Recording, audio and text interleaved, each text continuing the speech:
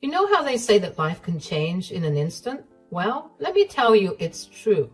One moment you're living your best life, and the next you're caught up in a whirlwind of drama that you never saw coming. That's exactly what happened to me. And boy, was it a doozy. Let me start from the beginning. My name's Jenny, 35, female, and I'm originally from Ireland. Growing up, my home life was, well, let's just say it wasn't great. My family was toxic, and I knew I had to get out of there if I wanted any shot at a decent life. So I did what any smart, determined girl would do. I studied my butt off and managed to snag a full-ride scholarship to NYU. Talk about a dream come true. When I first touched down in the Big Apple, I was like a kid in a candy store. Everything was so new and exciting. And for the first time in my life, I felt like I could breathe. I threw myself into my studies, determined to make the most of this opportunity. And you know what? It paid off. I graduated with flying colors and landed an internship at a prestigious law firm. And that's where I met him, Harold. He was this charming, older guy who took me under his wing, showing me the ropes and giving me advice. At first, I thought he was just being nice, you know. But then things started to change between us. We'd grab coffee together, chat about cases, and before I knew it, we were dating. Looking back, I can see all the red flags now, but at the time, I was too caught up in the romance of it all. Harold was my first real boyfriend, and I was head over heels. When he suggested I quit my job at the firm because of a potential conflict of interest, I didn't even hesitate. He promised he'd take care of me, that I didn't need to worry about anything, and like an idiot, I believed him. Fast forward a bit, and we were engaged and married. I thought I was living a fairy tale, but let me tell you, that fairy tale turned into a nightmare really quick. Harold started showing his true colors, and they weren't pretty. He'd put me down, make snide comments about my accent, and act like I was some kind of burden. But I stuck it out, thinking maybe it was just a rough patch, maybe he was just stressed from work. Then boom, the bombshell dropped. I was 29. We'd been married for 3 years at that point, and I stumbled across some texts on Harold's phone. I had suspected him of cheating, but what I found might have been worse. There were baby photos, and get this, a freaking birth certificate. Turns out my darling husband had a whole kid he never told me about. Talk about a plot twist, right? I confronted him, obviously. I mean, who wouldn't? I was ready to pack my bags and call it quits right then and there. But Harold, he turned on the waterworks, begging and pleading for forgiveness. He spun this whole story about how it was a one-night stand before we met, and he didn't even know about the kid until she was 5. By then, we were already dating, and he didn't know how to bring it up. Babe, listen to me. Listen to you? Why should I? You had all this time to come clean, and you're only doing it now because you got caught. Give me one good reason why I should stay with you. Because we love each other, and because we made vows. You can't give up on me like this. You can't do this to me. Why should I stick around for this? I didn't sign up for any of this. Babe, please, you gotta believe me. I didn't know how to handle this. I'm so sorry. Please forgive me. Looking back, I should have run for the hills right then and there, but you know how it is when you're in love, or think you are. You make excuses, you rationalize, so like an idiot, I forgave him. Not immediately, of course. He was sleeping on the couch for like a month before I caved. I mean, I'd always wanted to be a mom, and even if it wasn't exactly how I pictured it, being a stepmom seemed like it could be pretty cool. So we started integrating little Hannah into our lives. And let me tell you, that kid was a piece of work. Rude, disrespectful, always causing trouble. But I tried to be understanding, you know. I figured she was acting out because of her broken home situation. So I put on my patient hat and tried my best to be gracious and forgiving, even when she was being a total brat. I want the ice cream now. And we'll get it for you, sweetie. You just have to be a bit patient, okay? I have to drop off some clothes at Goodwill. And then we'll get whatever ice cream you want. Goodwill? Why do you want to help those poor people? I don't care about them. That's not a very nice thing to say. They are people in need and they need our help. I don't care. I hope they all die. And don't tell me what's nice and what's not nice. You're not my mom. I know, sweetie, but I'm just trying to make you see. Don't call me sweetie, you old hag. You're nothing like my mommy. She's pretty and you're ugly. Why did Dad even marry you? That's enough, you little brat. You better behave before we drop you off the side of the road and not look back. You wouldn't do that to me. Try me, missy. You won't be missed. That's not necessary, babe. That's quite mean. Stay out of it.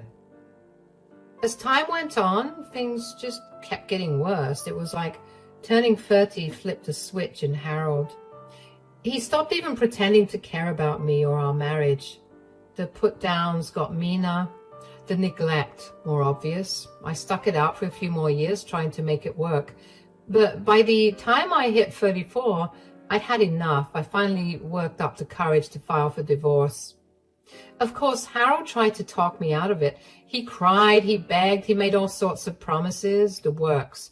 But this time, I wasn't falling for it. I stood my ground and eventually the divorce was finalized. Harold, we need to talk.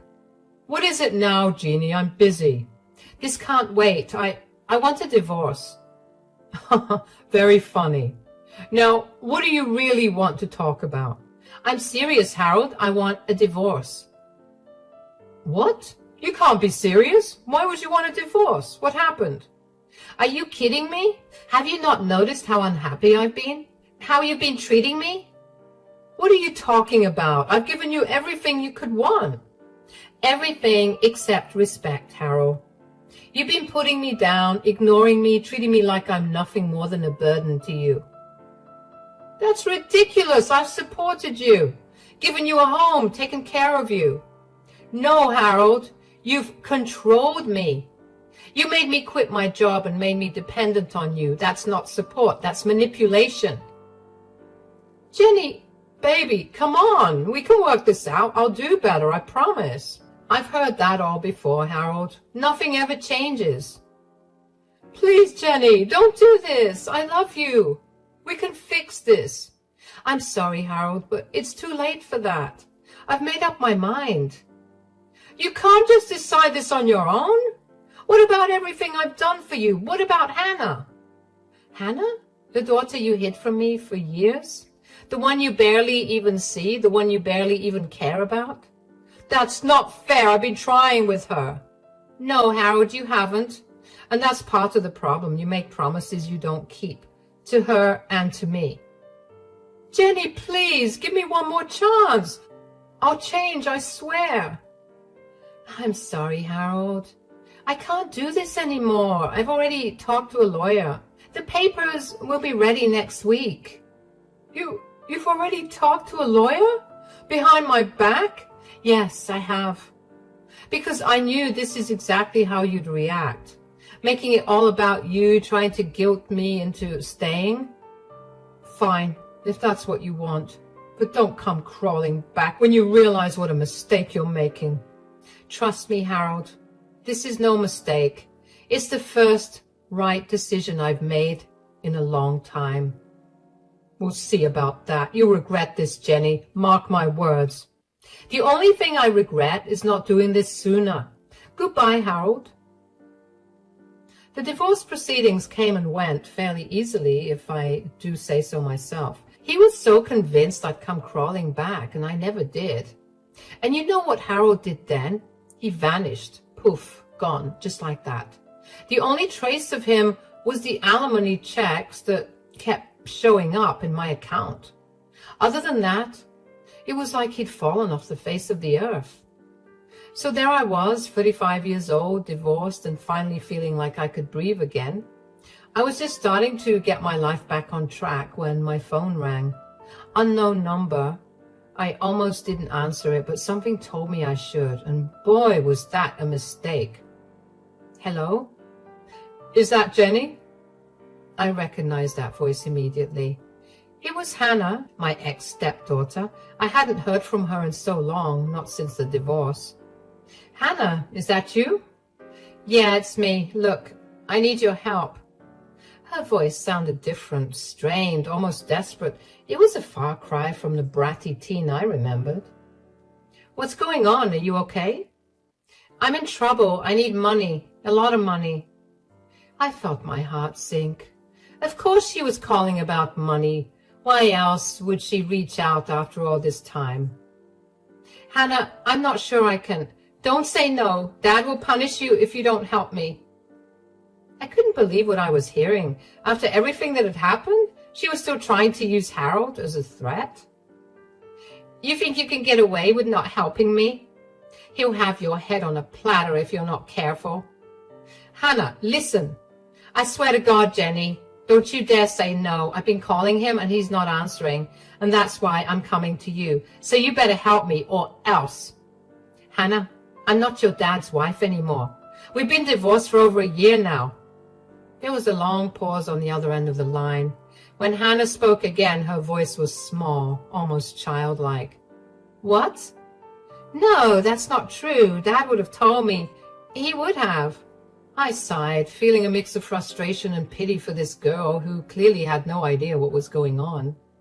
I'm sorry, Hannah, but it's true. We got divorced last year. Your dad, he just disappeared after that. I haven't seen or heard from him since. You're lying. He wouldn't just leave without telling me. I could hear the panic in her voice now, the desperation. It was clear she was in some kind of trouble and she'd been counting on her dad or me through him to bail her out. I wish I was lying, Hannah, but I'm not. Your dad's gone. I don't know where he is or how to reach him. I'm sorry. And that's when I heard it, a choked sob on the other end of the line. It hit me then that despite all her bratty behavior, Hannah was just a kid who'd been let down by her father again. But I need help. I'm in trouble. I owe money, a lot of money. I rubbed my forehead, feeling a headache coming on. Part of me wanted to just hang up and be done with it all. But another part, the part that had always wanted to be a mom, couldn't just leave her hanging. What kind of trouble are you in, Hannah? I got into gambling, online stuff, you know. I thought I could make some quick cash, but it got out of hand. Now these guys, they're saying I owe them 50 grand and they're threatening me, Jenny. I don't know what to do. 50 grand. Jesus Christ. What had this girl gotten herself into? Hannah, that's a lot of money. I can't just give you $50,000. Where am I going to get that kind of money? I knew you'd be useless. Excuse me? You're a pathetic nobody. No wonder he left you. Actually, it was me who divorced your deadbeat of a dad. Yeah, turns out he wasn't being crappy just to you, sweetheart. Oh, and with the way you're treating me now, I can see that the apple didn't fall far from the tree. As I stood there, phone in hand, listening to Hannah's increasingly desperate insults, I felt something inside me snap. All the patience, all the understanding I've been trying to muster, it just evaporated. Why are you so broke? Why can't you help me? You're so useless. You've always been useless. They're going to kill me, Jenny. And whose fault is that, Hannah? Who decided to gamble away money they didn't have? That's not fair. I made a mistake. I'm sorry, okay? I'm really, really sorry. Sorry doesn't cut it, Hannah. Not this time. Do you have any idea what you're asking of me? $50,000 isn't pocket change. I know. But you're the only one I can turn to. Please, Jenny, I'm begging you. I took a deep breath, trying to calm myself, and I had been planning to help her despite everything, but her attitude and the way she was lashing out, it was too much. You know what, Hannah? I was actually considering helping you. Really? Oh, thank God. I knew you. I said I was considering it, past tense. What? What do you mean? I mean that I've changed my mind. Your behavior right now, the way you're speaking to me, it's unacceptable. No, Jenny, please. I didn't mean to. Save it, Hannah. I'm done. I've put up with your awful behavior for years, always making excuses for you. And I get it. You're a young, dumb kid. But I don't know where you get off talking to people this way. I would always stick up for you, even for your deadbeat of a dad, but I'm not doing it anymore. Jenny, please, I'm sorry. I'll do anything. Goodbye, Hannah. With that, I hung up the phone. My hand was shaking as I navigated to my contacts and blocked her number. As soon as it was done, I felt a wave of emotions wash over me. Relief, guilt, anger, sadness. It was overwhelming. I sank down onto my couch, my mind racing. Had I done the right thing? Part of me felt terrible for abandoning Hannah when she was clearly in trouble. But another part, a stronger part, knew that I had to protect myself. I couldn't keep setting myself on fire to keep others warm. Weeks turned into months. I threw myself into my work, started taking yoga classes, and even began dating again. For the first time in years, I felt like I was living my life for me, not for anyone else. It was about 6 months after that fateful phone call when I ran into an old colleague from the law firm where I had first met Harold. We decided to grab a coffee and catch up.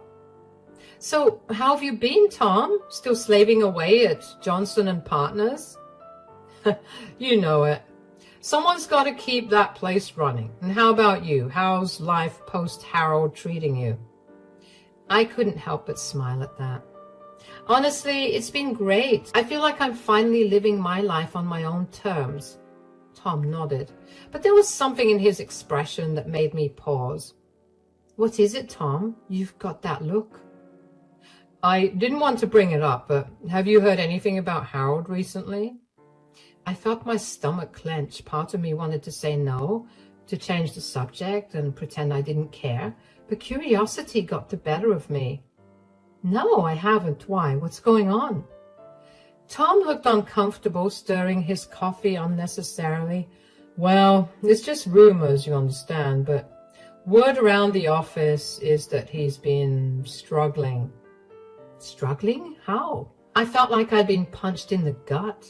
Despite everything, a part of me still cared about Harold, or at least cared about the man I thought he had been. How bad is it?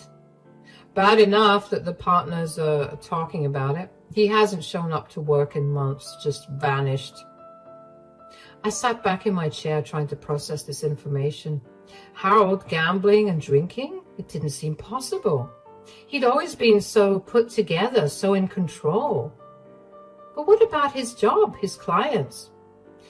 From what I hear, they've been reassigned. The official line is that he's on an extended sabbatical, but, well, you can imagine how that's going over. I nodded, my mind racing. Harold just didn't abandon everyone he knew. He abandoned his livelihood as well. What if he wasn't even alive anymore? Jenny, you okay? I blinked, realizing I'd been lost in thought. Yeah, sorry, it's just a lot to take in. Tom reached across the table and patted my hand. I'm sorry, I shouldn't have said anything. It's not your problem anymore. I gave him a weak smile. No, it's okay. I'm glad you told me. We finished our coffee, chatting about lighter topics, but my mind kept wandering back to Harold and Hannah. As I drove home, I couldn't shake the feeling that something was very, very wrong.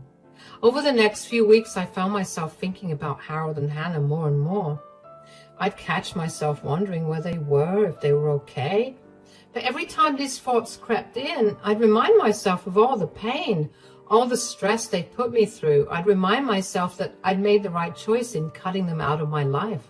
But then one rainy Tuesday afternoon, everything changed. I was at work. Obviously, I started working again after the divorce to support myself. Buried in paperwork when my phone rang. Unknown number. My heart skipped a beat. Could it be Hannah again? Or maybe even Harold. My finger hovered over the decline button, but something made me answer. Hello? Is this Jenny O'Brien? Yes, this is her. Who's calling? Miss O'Brien, this is Detective Michael Santos with the NYPD. I'm calling about Harold Thompson. I felt my blood run cold. What about him? Miss O'Brien, I'm sorry to inform you that Mr. Thompson was found deceased in his apartment this morning. The world seemed to stop. I couldn't breathe, couldn't think. What? I understand this must be a shock. Were you and Mr. Thompson close? I laughed, a harsh, bitter sound that surprised even me. We were divorced over a year ago. I haven't spoken to him since. There was a pause on the other end of the line. I see. Well, Miss O'Brien, the reason I'm calling is that you're listed as Mr. Thompson's emergency contact. We've been unable to reach his daughter, Hannah. Of course. Hannah hadn't bothered to change his emergency contact, and of course, Hannah was nowhere to be found. What do you need from me, detective? We need someone to come down to the station to answer some questions and to identify the body. I closed my eyes, feeling a headache coming on. All right, I'll be there as soon as I can. As I hung up the phone, I felt like I was in a daze. Harold was dead. The man I'd once loved, once planned to spend my life with, was gone. And now, somehow, I was responsible for dealing with the aftermath. I called my boss, explained the situation, and headed to the police station. The next few hours were a blur of questions, paperwork, and the grim task of identifying Harold's body. He looked old, worn out, nothing like the confident, charismatic man I'd married. As I was leaving the station, Detective Santos pulled me aside. Miss O'Brien, there's something else you should know. I braced myself, wondering what else could possibly go wrong. What is it? We found some concerning items in Mr. Thompson's apartment. Evidence of heavy gambling debts and threats from loan sharks, and, well, there's no easy way to say this. We believe his death may not have been accidental. I felt my knees go weak. I grabbed onto the wall for support. Are you saying he was murdered? We're not sure yet, but it's a possibility. We're investigating. I nodded, unable to form words. As I stumbled out of the police station, I felt like I was drowning. How had things gone so wrong? How had the man I once loved ended up like this? Over the next few days, I found myself thrust into a role I never expected, executor of Harold's estate. It was a mess, to put it mildly. Harold had left behind a mountain of debt, a trashed apartment, and countless loose ends that needed tying up. As I sorted through his belongings, I came across photo after photo of Hannah. Harold smiled proudly at her high school graduation. The two of them are on a fishing trip, family portraits where I had been carefully cropped out. It was like looking at a life I had never been a part of, a side of Harold I had never truly known. And through it all, Hannah was still nowhere to be found. I tried calling her, even unblocking her number, but it just went straight to voicemail. I left message after message, each one more urgent than the last. Hannah, it's Jenny. Please call me back. It's about your father. It's important. Hannah, where are you? The police are looking for you. Please just let someone know you're okay. Hannah, I know things ended badly between us, but please, your father is dead. You need to come home. But there was never any response. As the days turned into weeks, I found myself worrying more and more about her. Where was she? Was she safe? Did she even know what had happened to her father? It was a month after Harold's death when I finally got a lead. I was at his apartment finishing up the last of the packing when I came across a crumpled piece of paper stuffed in the back of a drawer. It was a letter addressed to Hannah in Harold's handwriting. My hands shook as I unfolded it. Hannah, I know I've let you down. I know I haven't been the father you deserved, but I want you to know that I love you. I've always loved you, even when I didn't show it. I'm in trouble, sweetheart, big trouble. I've made some bad decisions and gotten in with some bad people. I thought I could handle it, thought I could win it all back, but I was wrong. If you're reading this, it means things have gone very, very wrong. I'm sorry for leaving you with this mess. I'm sorry for everything. There's money hidden in the old family cabin. behind the loose brick in the fireplace. It's not much, but it should be enough to get you started somewhere new, somewhere safe. I love you, Hannah. I'm sorry I couldn't be better for you, Dad. I sank to the floor, the letter clutched in my hand. Harold had known. He'd known he was in danger. And he tried to protect Hannah in his own misguided way. With shaking hands, I pulled out my phone and dialed Detective Santos. Detective, it's Jenny O'Brien. I think I know where Hannah might be. The next day, I found myself driving up a winding mountain road, a police car following close behind. The old family cabin turned out to be a run-down shack in the Catskills, miles from the nearest town. As we pulled up, I saw a flicker of movement behind a curtain. My heart raced. Could it be her? Detective Santos and his partner approached the cabin cautiously, hands on their weapons. I stayed by the car, my heart in my throat. Hannah Thompson, this is the police. We need you to come out with your hands up. For a long moment, nothing happened, and then, slowly, the door creaked open, and there she was. Hannah looked terrible. Her hair was matted, her clothes were dirty and torn. She was rail thin with dark circles under her eyes, but she was alive. Jenny, what are you doing here? I took a step forward, my heart breaking at the sight of her. Hannah, I'm so sorry, your father. Her face crumpled, and suddenly she was sobbing, great heaving sobs that shook her entire body. Without thinking, I rushed forward and wrapped my arms around her, and she clung to me like a drowning person, her tears soaking my shirt. I didn't know. I'd been hiding. I was so scared. I stroked her hair, murmuring soothing words. At that moment, all the anger, all the resentment I'd felt towards her melted away. She wasn't the bratty teenager who had made my life hell. She was a scared, lost girl who had lost her father. It's okay, Hannah. It's okay. You're safe now. I've got you. As the police officers approached, I felt Hannah tense in my arms. No, please don't let them take me. I looked at Detective Santos silently pleading, and he nodded, understanding. It's all right, Miss Thompson. We just want to ask you a few questions. You're not in any trouble. Slowly, gently, I led Hannah to the police car. As we drove back to the city, she told us everything, how she'd been hiding from the loan sharks, terrified they would come after her, how she'd been too scared to turn on her phone to reach out to anyone, how she'd been surviving on the small stash of cash and canned food her father had left in the cabin. It was a long, painful conversation, but as Hannah talked, I could see a weight lifted from her shoulders. She wasn't alone anymore. She didn't have to carry this burden by herself. When we got back to the city, I made a decision. I couldn't abandon Hannah, not again, not when she needed help more than ever. Hannah, why don't you come and stay with me for a while, just until we get everything sorted out? She looked at me, her eyes wide with surprise and hope. Really? You do that after everything? I nodded, squeezing her hand. Really, we're family, Hannah.